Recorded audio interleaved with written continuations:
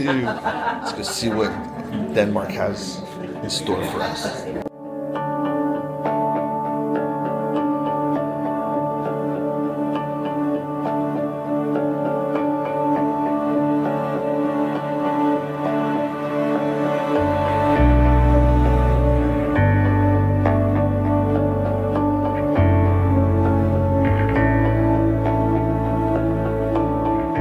So our first stop for the day is the Geffen Fountain. It's right by the harbor. What's funny is there's a cruise ship right over there, and we were right next to it in Reykjavik. So we've kind of been following it around for our European vacation. But anyway, it is 4 oxen and a lady. And the story goes back that the lady wanted some land, and somebody's like, well, whatever you can plow in a day, you can have. And he's like, what's the most she can do? A small amount, right? Well, he didn't know that she was a witch and turned her 4 sons into 4 oxen and was able to plow an entire island. So that's kind of the history behind the 4 oxen and the lady in the carriage. So behind me is a star-shaped citadel called the Castle. So it's a citadel that's located here in Copenhagen, Denmark, and is one of the best preserved fortresses in Northern Europe. It's constructed in the form of a pentagon with bastions at its corners. So pentagon with bastions at its corners, so it looks like a star.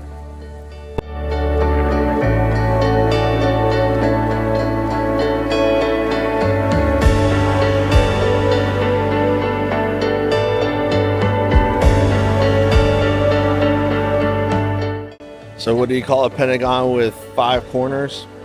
A star.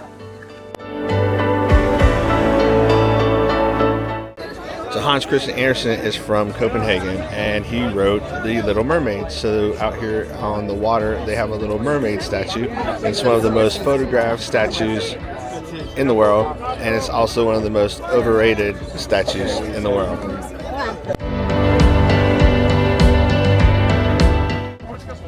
Right there is the Royal Yacht. It doesn't look fancy, but I was told it is. And just so you know, I'm not the one that said it was the most overrated statue.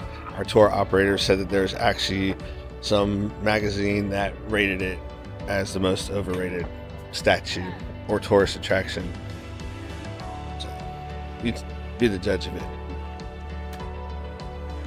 It is what it is, I guess. What did you think of the Little Mermaid statue? It's not that impressive. I don't know why we have to stop here. So if you're coming to Copenhagen on your own, where we were at with that fountain, it's just a short walk, because there's the cruise ship that we were following from Iceland. It's just a short walk right over here to the Little Mermaid. The Citadel is right behind us, and I was told that the Citadel used to have barracks for soldiers, but now the barracks have been turned into quarters for officers, and the Danish Secret Service is also operated in there. And our tour guide for the day said that there appears to be nothing too secret around here because this whole area is open to the public. So, but there's the Citadel right there. So it's a lot of things to do in a very short space. So you got the cruise port there, and there's also one, you can't see it right now, but it's behind those trees on the other side.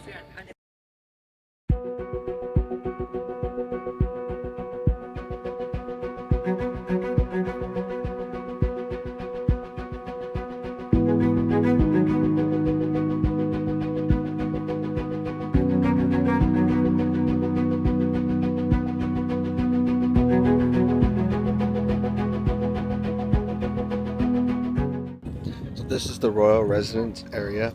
About 300 years ago, there used to be 4 nobles that would stay in these 4 corners.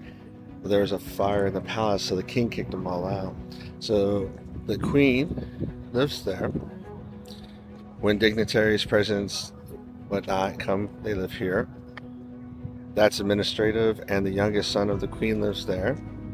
And the king and his wife and 4 kids live there. Nobody's in because there's no flags over the buildings. There's royal guards out here. They work a 24-hour shift, 4 hours on, 4 hours off, 4 hours on, 4 hours off, and then they're off for 24 hours. Now, just like the British guards, they do wear bearskin hats. The past 370 years, their hats or their uniforms have been the exact same.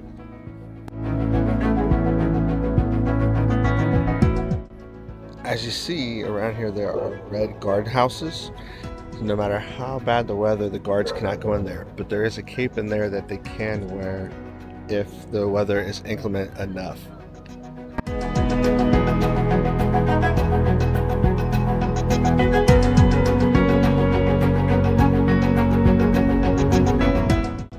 So behind me is called the Marble Church. It is the third largest dome in Europe, next to the Basilica in Rome and a church in London. It is a Lutheran church, so it's made out of marble. It's known as the Marble Church.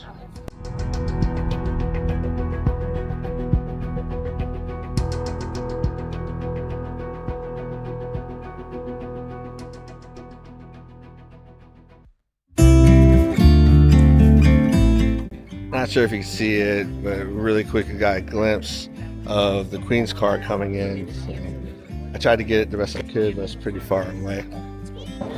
We just finished our 2-hour tour of Copenhagen. We spent about an hour and a half in the bus, driving around and being pointed to various things, which is really cool and informative. Unfortunately, the way the sun is, it was glaring, so I didn't get any video of that. And then we stopped off at a few points that were pretty interesting. Which one did you like the most? Little Mermaid? Hell no. That was waste of time. I don't know why they will. That was like a tourist stop.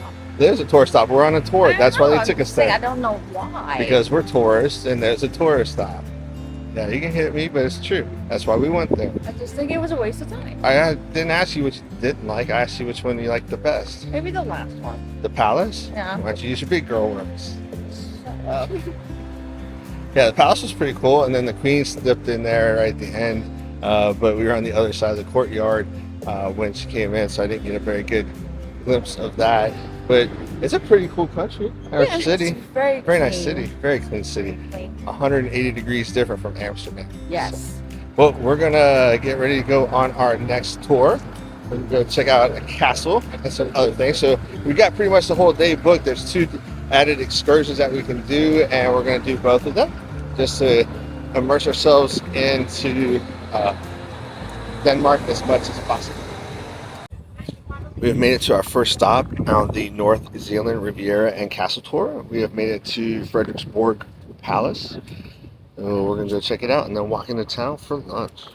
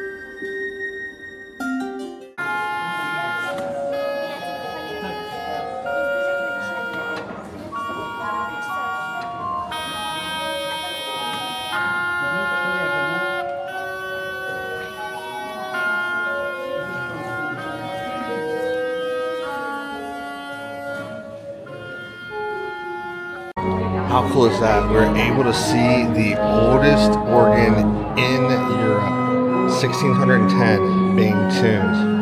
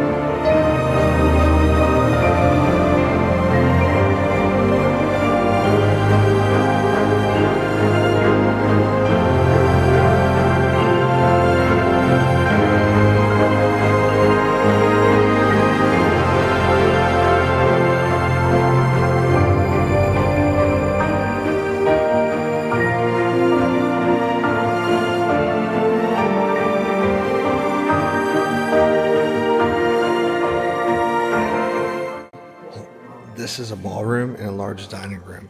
Now, it's said that there would be like 50 courses of meals served, and what they would do is when everybody's full, they'd bring in feathers, they'd tickle everybody until they threw up, they'd throw up in bowls, feed it to the hogs, and then bring in the next 25 courses. I don't know about that, but that was what they did then to show how wealthy they were, because they could provide so much food.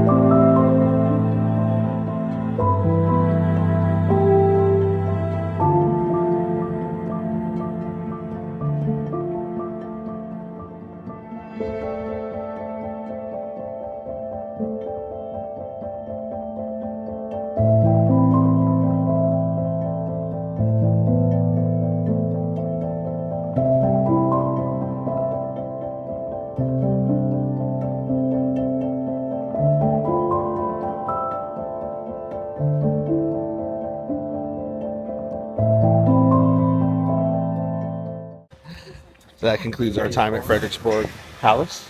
So out of the Palace of Versailles, Schönbrunn Palace, and this palace, where would you rank this? 2? 2? I was thinking that too. I like it better than the Palace of Versailles. Yeah. Yeah, so Schönbrunn Palace, Frederiksborg Palace, Palace of Versailles. Yep. You heard it here. Now, since we're leaving the castle, we're going to go into Hillerød and have lunch. It's a quaint little town right outside of the palace. Looks really cool.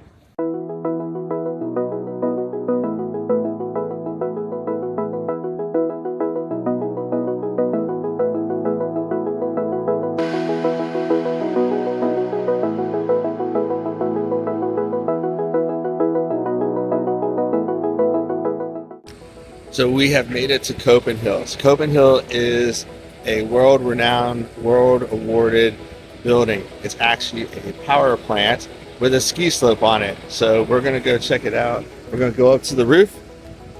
I don't think we're going to be able to ski down, but we'll check it out and see. So that chimney right there, it captures 99.9% of any pollutant. So only 0.1% of that air that's coming out has any kind of pollutant in it. They even have a conference room decked out into that chimney. So they insulated it and put it in there. So it's an interesting place for a meeting.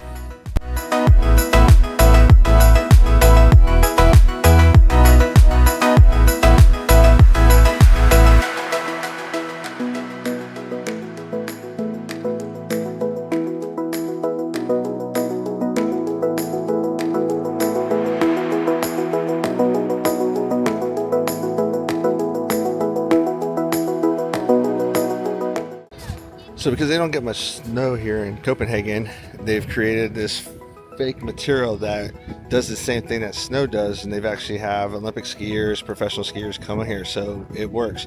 But this is like a little practice slope. And then when you're good with that, then you go onto the regular slope, and then you can go up to the big slope. They also have the world's tallest man-made rock climbing wall right there. It takes about 13 minutes to get up to the top.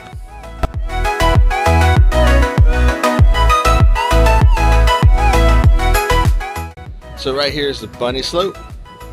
Then you get a little bit more advanced, and then all the way up to the top. You can't even see it, but you're gonna have, I think it's a 14-degree drop. So we're about to go up in an elevator and check it out.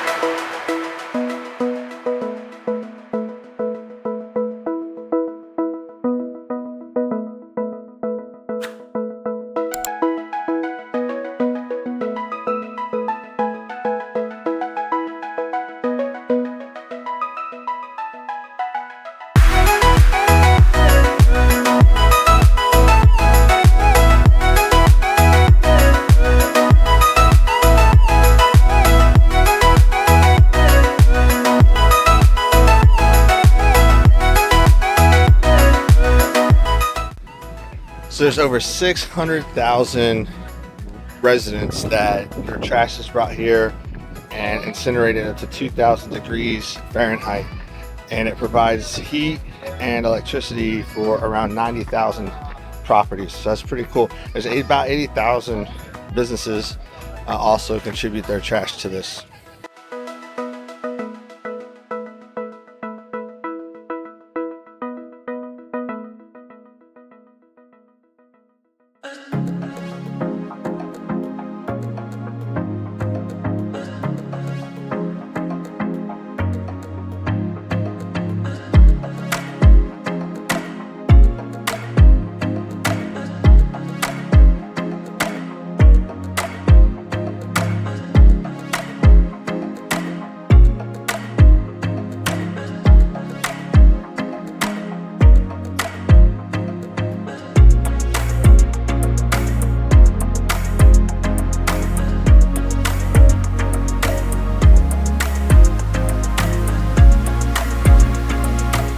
Not sure if you can see it behind me, but there's a bridge and it connects you over to Sweden. So it's a clear day, so you can actually see Sweden across the water there.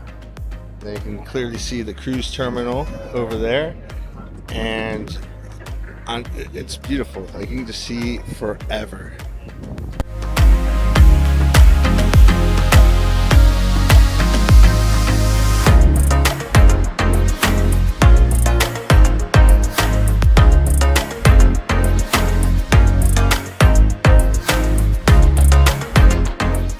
So in this area, there's a lot of things to do. You can see the go-kart track right over there. Over here, they have a line that just goes around in a circle, and you can hold on to it and work on wakeboarding or going jet skiing or water skiing, excuse me. And then you got your lift right here. And as you saw in the video while we were doing this, there's been several people that have been packing up here. One with a suitcase, but most with a bag. I'd have fun here doing this, but it's free. Like, access to this building is free. It's a community building, 491 stairs or 42 flights. You can take the elevator for free. There's a cafe up here. There's a bar up here. There's a playground up here. You got all these real trees and shrubs are growing up here. It does have a little bit of an odor from the trash burning. And then you have like a little heat signatures here and there from the vents, so you can see the steam coming up. They have it blocked. Okay, so we're not going to step on the ski surface. I was reading the sign, but I want to show you what it looks like. And I was told that it's uneven because it's supposed to mimic being on a mountain, and a mountain is not perfectly sloped. So let's check it out. It's like this weird astroturf, but it's very hard.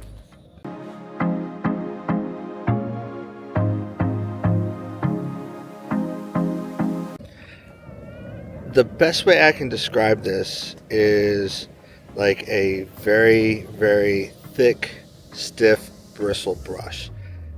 It's very hard. I can push on it and it doesn't move. I can go from the side and there's some play on it sideways, so that's probably how come they can use it for skiing. But it's pretty interesting. What do you think of Copenhagen? It's very interesting. Yeah, I'd like to have one of these in town just so I can go climb it. 400 and how many steps? 491 steps or 42 flights. Did you see the guy that was wearing a suitcase? No. Oh, wait till the video. Oh, hell no. Yeah, so this guy's climbing it with a suitcase. Big orange one. I would die just trying to climb without it. Yes. Well, maybe you are in the suitcase. Maybe the suitcase is empty and he's just trying to score some points. Either way, I still, yeah. I don't know. Let's keep on looking.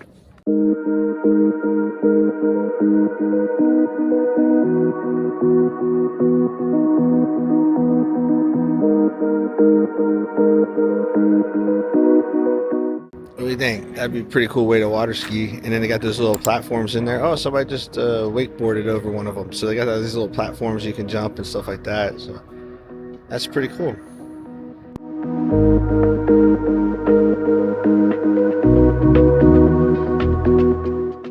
So they have over 300 electric garbage trucks that come by and pick up trash daily. Their goal was to try and burn 500,000 tons of trash a year, and that would be a very good success. Well, they're at a little over 630,000 tons of trash they're burning a year, so I think they've exceeded their expectations.